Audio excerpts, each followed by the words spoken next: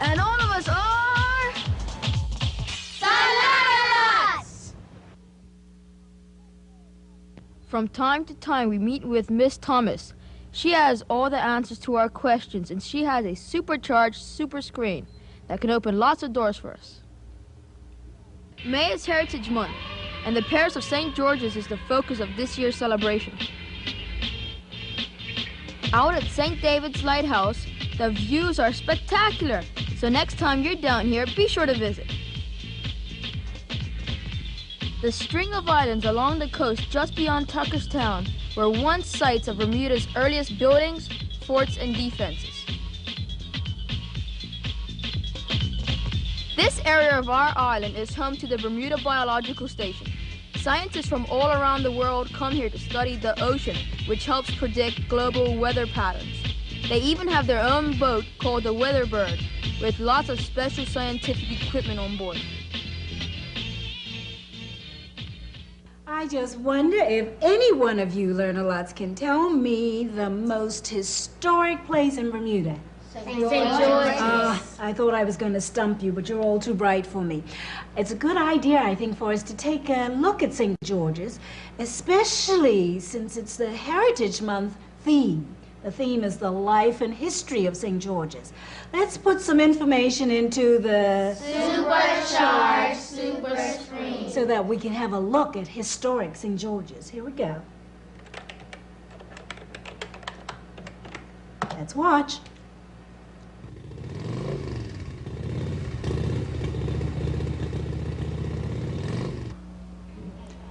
Hello, Learnalots. I know you have a lot of questions about the town of St. George's and the parish.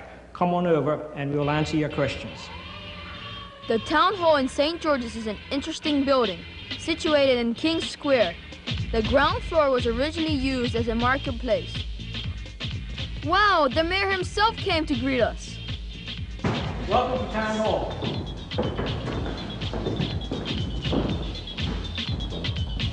Welcome, Learnalots, to the Town Hall where the Corporation of St. George's carries on the business, and welcome to the Parish of St. George's, and I'm sure you've got plenty of questions you want to ask me reference to the parish. What makes this parish so special? Well, the parish of St. George's is so special not only because it has St. George's, the town of St. George's in it, but also the eastern area. The parish itself was settled originally, and a lot of the fortifications and buildings and so forth that developed in the 1600s were in St. George's Parish. The forts themselves, they ring right from Ferry Reach, Fort St. Catherine, Fort Albert, Gates Fort, Fort Cunningham on Paget Island, over to Castle Island, if the forts are on there. The fortifications are interesting. The buildings within the parish, particularly within the town of St. George's, are interesting. Also, in the present period, we have the airport, which in the 1940s was built in the parish of St. George's. We have the oil docks, which are all the fuel and bulk gas that comes in to generate the electricity and to put in the cars, come into the oil docks in the parish of St. George's. And so therefore, this is a very important parish as to supporting the rest of Bermuda. Historically, with the town itself, it is the oldest continually inhabited English-speaking town in the Western Hemisphere. So all this goes to make up the parish of St. George's. What is that big chain around your neck? This is the mayoral chain, and it's customary in most towns where the mayor has a chain of office. In St. George's, we only started wearing it in 1952, and you'll notice with the pictures on the wall, only the last 3 mayors are wearing the chain. So this is passed down from mayor to mayor, and it started in 1952. And I only use it on official visits of dignitaries to St. George's and greeting important visitors like yourselves. How did you become mayor of St. George's? Well, before I answer that question, I better explain to you how the corporation is made up. And the corporation itself is made up of 5 common councillors, which they sit over there at our meetings, and 3 aldermen over here who sit there. And the aldermen are the senior members of the corporation, and the mayor sits here, this bench here. So quite a few years ago, when I was a lot younger than I am now, I ran for a common councillor and spent 3 years as a common councillor. Then I spent some 15 years as an alderman, and then the position of mayor became available, and I put myself forward as an election, and there was election with all the constituents in the town of St. George's, and they elected me as mayor some 8 years ago. So that's how I ended up becoming mayor. What makes Town Hall so important? Well, Town Hall was built in 1808 as a building for the Corporation of St. George's to meet in. At that time, we met in the old State House, which was the original seat of government in St. George's. This building was built here with the corporation chambers upstairs, and this room, which you're in now, was an open marketplace. And you'll notice the archways where the windows are and so forth were filled in at a later date. And in 1927, we moved from the chambers upstairs into this room here, and we've been meeting here ever since. So this is where the administration of the town takes place, and the full corporation meets here the third Wednesday of each month. So as far as the town of St. George's is concerned, it's where our administration takes place here in these chambers. Who was the first mayor of St. George? The first mayor of St. George's was Mr. Dunford, and that was in 1797, and his picture is right up there on the wall as the first mayor. How many mayors has St. George's had, and how long have you been mayor? The corporation of St. George was incorporated in 1797, and since that period we've had 18 mayors. I would be the 19th, but 3 of those mayors have served several terms. In other words, they've gone out of the corporation and they've come back and taken the position of mayor again, and it's one of them, I think, he's done three terms during his lifetime. So I am the 19th mayor of the town of St. George, and I have been mayor for some 8 years now. Who were some of the famous visitors to St. George's? Most people that come to Bermuda usually visit St. George's because of its historical importance, and over the years we've had all the royal family here. We've had presidents, we've had prime ministers. Just in recent years we've had Margaret Thatcher when she was Prime Minister of England. We've had John Major 6 months after she visited us. We've had the Queen and Prince Philip were here in March, a year ago March, and they paid us a visit to Town Hall. So the people that come to Bermuda, the important people which you read about in the paper, most of them pay us a visit here to St. George's to see St. George's and the architecture and the points of interest that we have here in the town. We took our seats and had a go at being aldermen ourselves. During the meeting, the mayor gave us information which we browsed through and made important decisions about where we would visit next.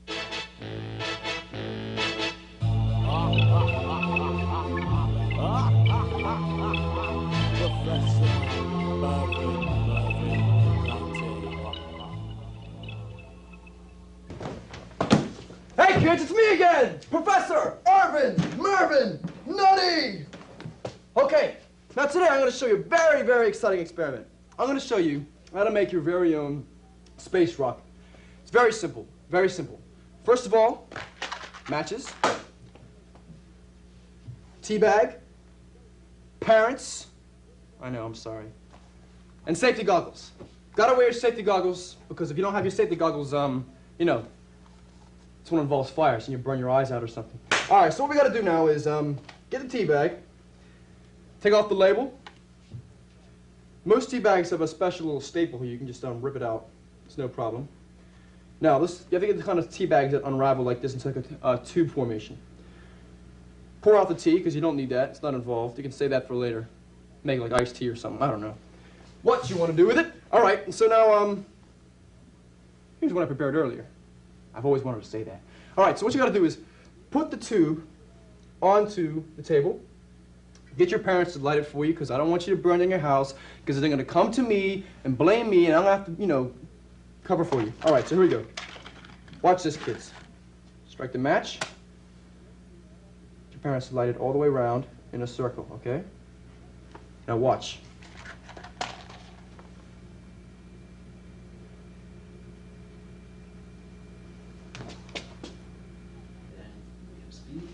Now, the reason why that happened is because there's a column of hot air in the tube when it's burning. The hot air goes down, and the bottom of it rises up. Very simple. Same principle as a hot air balloon. No problem. All right then, kids. Another exciting experiment from me. Professor Urban Mervyn Nutty. And I'll see you next time on the Learnalots. Goodbye, kids.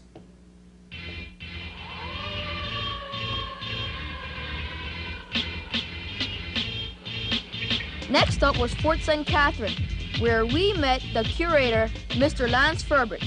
This place is full of naval and military history. The fort is very old, but was bought by the government in the 1960s and restored. Sea Venture came around here in 1609.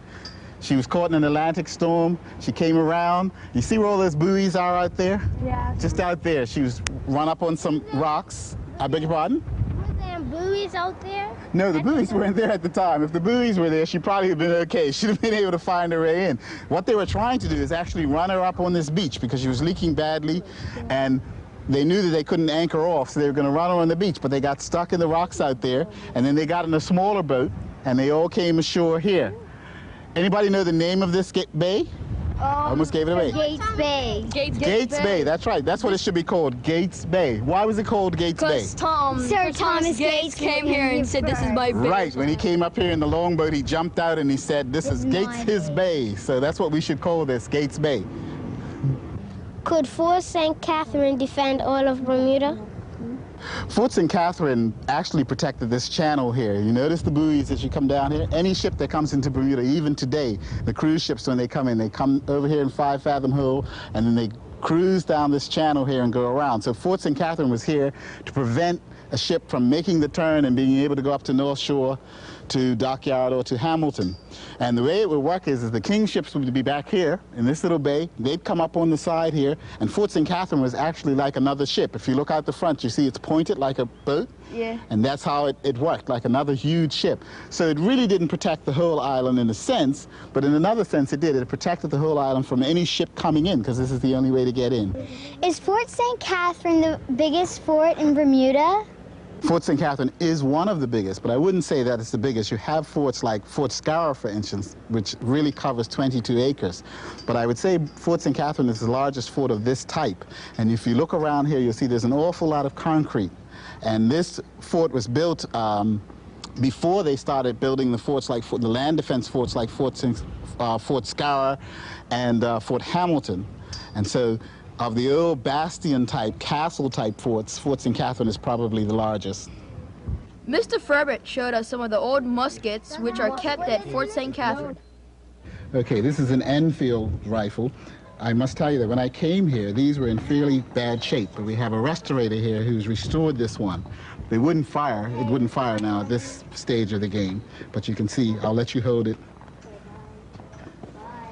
See how heavy it was. 10 pounds. This was pulled back to fire it. A little cap on it. See, there you go. Can you fire it? And then pull the trigger, see what happens. There you go. Good thing it wasn't loaded, eh? Yeah, it is quite heavy. Quite hard to pull back.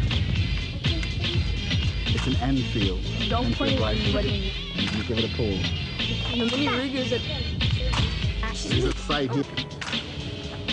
Then we crossed the gun level with Mr. Ferbert to go see some cannons which were used to defend the island a long time ago. These must have done a good job of scaring the enemies away. Mr. Ferbert, how many cannons does this fort have?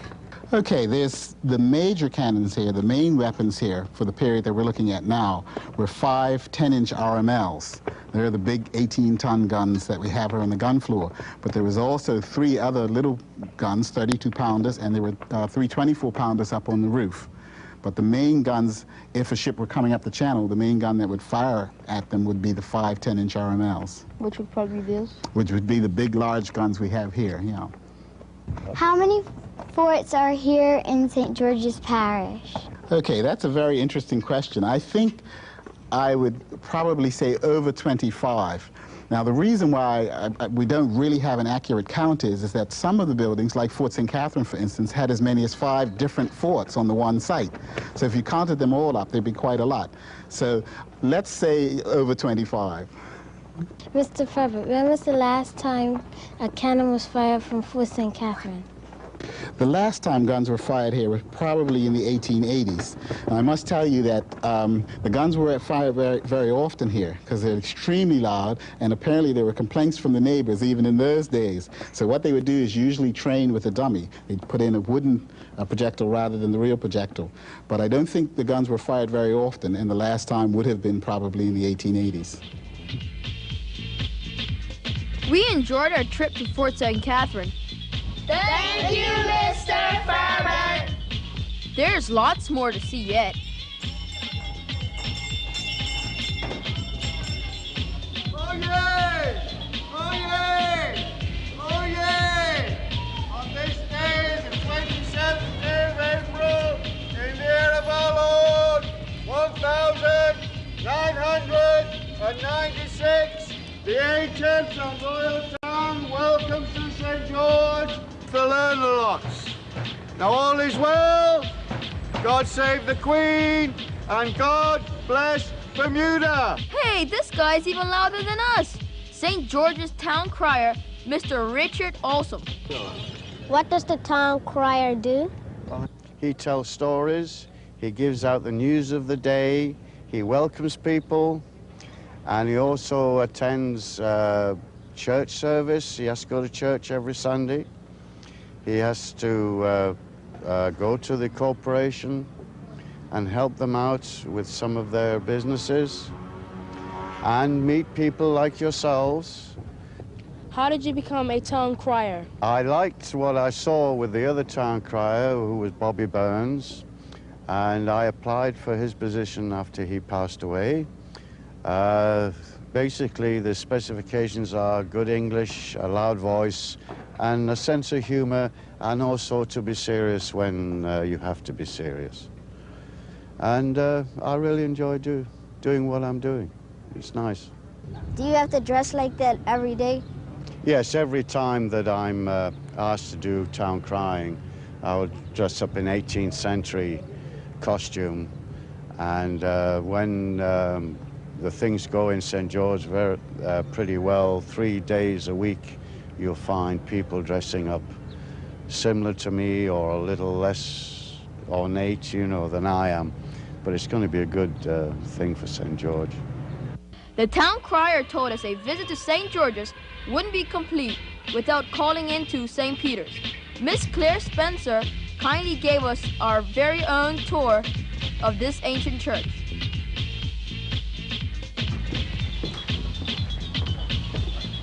Hello, boys and girls. Good morning. Hello, Miss Spencer. And welcome to Old St. Peter's Church. And it is very historic. It began back here in 1612. And if you can do a quick subtraction, you will know that is well over 380 odd years of worship here on this site. Why is this church so important? That's because it is the oldest Anglican church in continuous service on this side of the hemisphere. Who started this church? I only know that it was the very early settlers after the shipwreck, the people who were shipwrecked here. Why does this church have so much cedar in it? Well, right from the very beginning of building this church, it was always cedar. You see, the very first building was built with the cedar trees, just trees. And for the roof at that time, way back then, they used the palmetto palms. So it has always been cedar. Why are the pews closed in? Because it was the style of that century when they were built.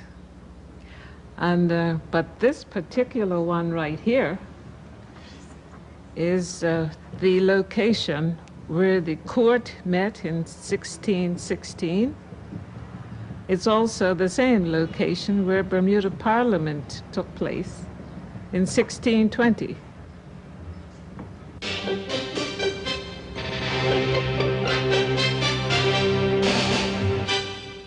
Traveling around our beautiful island with the Learnalots program, we sometimes come across locations that are in need of our attention. Here we are today at Darrow's Wharf, and it's trashy. People try to do the right things by putting trash in the bins, but the bins are too small. Let's do something about it. Don't litter, let's clean it up. For the Learnalot program, this is Tony Trash.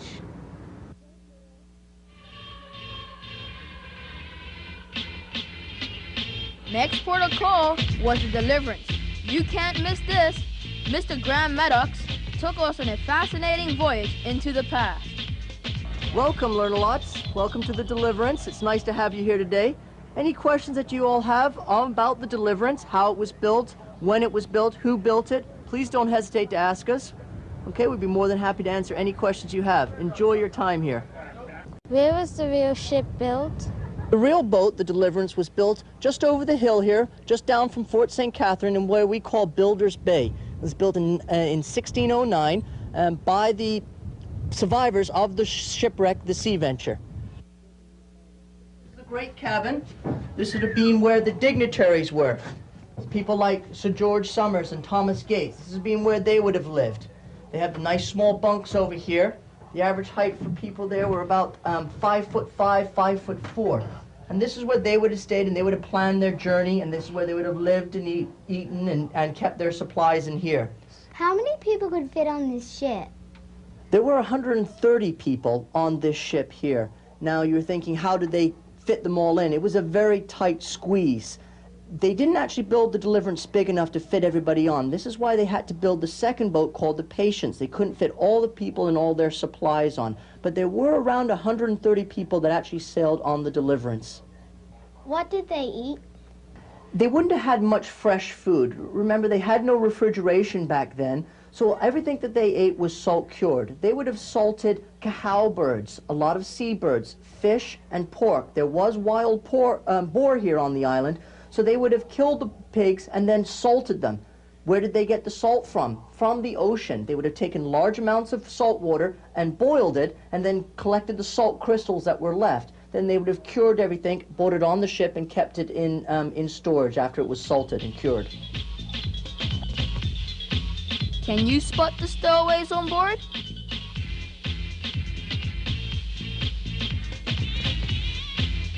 From one ancient form of transport to another. Good morning, children. It's nice to see you here in this carriage museum here of ancient Bermuda history. When I was a little boy, these carriages were all on the road, and fortunately, a lady, Mrs. Wilkinson, had the thought and the finance and set this up, as you see it now, of carriages that were all used. Any idea when motor cars were allowed in Bermuda? Yes? In 1950. What time? In 1950. No, a little earlier than that. Oh, 1946, the actual motor car was passed, and the first motor cars came in 1950. So these carriages were all in use at that time, and certainly for quite a few years after that, when the museum was opened in 1957 in this room. Yes, this vehicle is a vehicle for nice sunny day driving. You've got the nice umbrella hood over the top there, and was used mainly by ladies. We boys, as a boy, I was lucky if I got to drive in one like this. It was strictly for the ladies, easy to get into and out of, and a nice big floppy hat off to an afternoon tea party for the ladies to go in, okay? Are all the carriages in here used in Bermuda? Yes, they were all used here in Bermuda by different families, quite a few of them by the Wilkinson family that you may have heard of here. They had a very nice home here, and the family is still here in Bermuda. And they were all used here in Bermuda, but unfortunately we haven't any Bermuda-built carriage. Come in. Right. Now, in here, children, we have some ancient history of two hearses. Each of the Anglican churches, with one or two exceptions, had their own hearse, so that if a member of St. Peter's Church died somewhere, they wanted to have the funeral, this is the hearse that they would use. It was a part of St. Peter's Church equipment, and they used to keep it out in the backyard. There's a little stone building out in the backyard at St. Peter's that they call the hearse house. So much to see, so little time. The next stop was the Tucker House. All of the buildings that you've seen this morning and as you've traveled around town with this Palmetto logo are part of the buildings that the National Trust has for all of the people of Bermuda to have forever. Just like a bank keeps money forever, we keep these properties forever. We're going to go into Tucker House. It's been here since 1750, and it's seen about 250 years of Bermuda's history walk past its doors here on Water Street. In we go.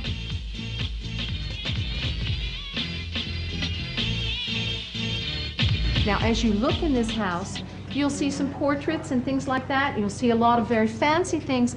This tells us a lot about the Tuckers, doesn't it? Yeah. They were rich. Okay, they were rich. They were able to collect some very fine things, weren't they? They were able to have their portraits painted. And if we go in here, we can see a couple of those portraits that show you what people looked like a long time ago, what they wore. Now, I'll tell you, just give you a clue, that in this painting over here, one of those children is a boy. In the olden days, the kitchen wouldn't have been attached to the house like this. You would have had to go outside and then back in to get into the house with food. That was so that the smoke and the fire and the odors from cooking and everything wouldn't go into the big house. About 50 years after the Tuckers left this house, in about 1860, a man came from South Carolina, and his name was Joseph Hay Rainey. And he came here because he wanted to be free. He was a slave in South Carolina, and he didn't want to be a slave, so you can understand that. And he came here so that he could be free. Then he went back to the States and became one of the Congress guys or something? Absolutely, very good. He came here and he rented this room, and he was a barber. Yeah.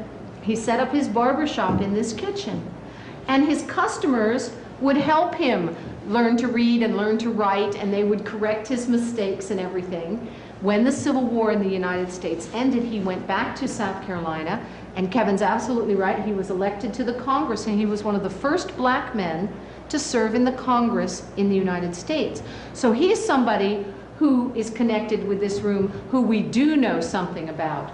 Thanks for our tour of Tucker House. It's amazing that so many things in the parish of St. George's still look the same as they did hundreds of years ago. This has to be one of the most interesting areas of our island.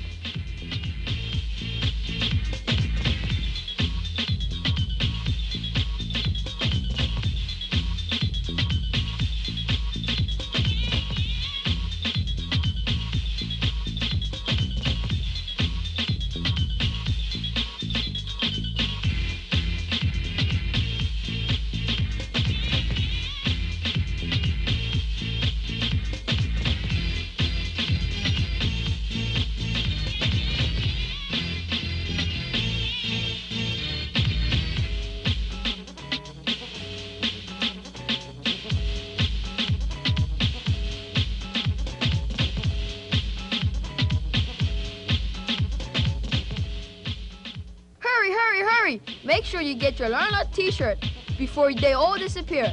The official Learnalot t-shirt can be yours for just $12. Call the Department of Community and Cultural Affairs and make sure you place your order today.